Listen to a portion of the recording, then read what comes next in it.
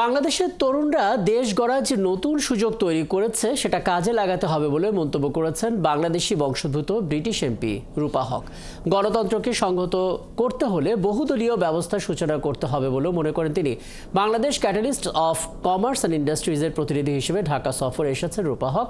শাহনাজ শারমিন জানাচ্ছেন বিস্তারিত। 5 দিনের সফরে ঢাকায় এসেছেন যুক্তরাজ্যের সংসদ সদস্য রূপা হক। এরই মধ্যে প্রধান উপদেষ্টা ডক্টর মোহাম্মদ ইউনূস ও তার বিশেষ দূত লুৎফে সিদ্দিকী সহ বাণিজ্য বিষয়ক নীতি নির্ধারকদের সাথে তিনি বৈঠক করেছেন। মতবিনিময় করেছেন ব্যবসায়ী সহ রাজনীতিবিদদের সাথেও। বাংলাদেশের রাজনৈতিক পট পরিবর্তন প্রসঙ্গে তার মূল্যায়ন, এখন দেশকে এগিয়ে নেওয়ার ক্ষেত্রে এক অভূতপূর্ব সুযোগ তৈরি হয়েছে।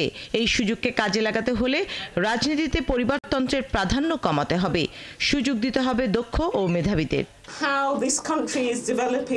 বাংলাদেশ এগিয়ে যাচ্ছে, তরুণরা নতুন বাংলাদেশ গড়ার সুযোগ করেছে, তা কাজে লাগাতে হবে।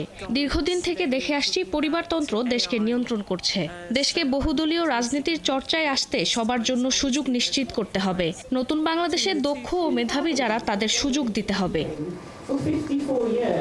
বাংলাদেশকে বাণিজ্যের নতুন পথ খোঁজার পরামর্শ দিয়ে এই ব্রিটিশ আইন প্রণেতা বলছেন, বাংলাদেশের সামনে নিত্য নতুন খাতে একসঙ্গে কাজ করার সুযোগ আছে।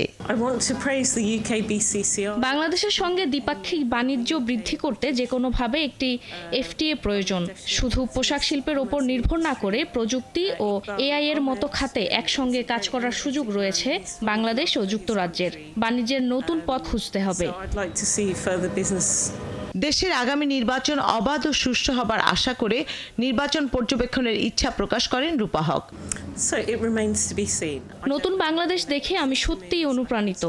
আগামী সাধারণ নির্বাচন পর্যবেক্ষণের জন্য আবার বাংলাদেশে আসার ইচ্ছে আছে, যদি আমাকে পর্যবেক্ষক হিসেবে অনুমতি দেয়া হয়। যুক্তরাজ্যে লেবার পার্টির 3 বারের সংসদ সদস্য রূপা হক দেশটির সংসদে তার সহকর্মী ও মন্ত্রী টিউলিপ সিদ্দিকীকে নিয়ে কোনো মন্তব্য করতে রাজি হননি। শাহনাজ শারমিন, 71, ঢাকা।